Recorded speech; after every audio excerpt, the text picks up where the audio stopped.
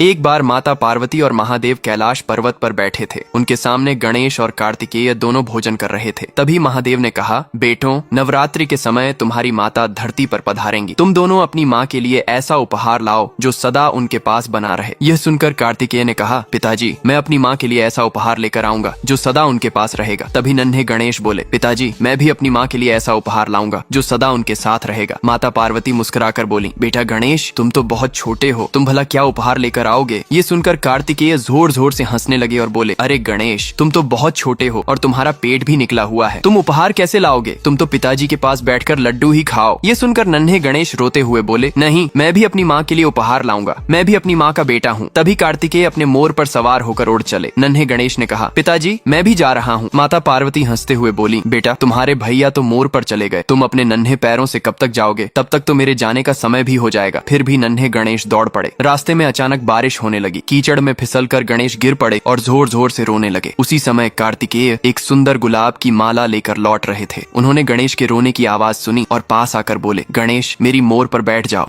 तुम बहुत छोटे हो, ये काम तुमसे नहीं हो पाएगा।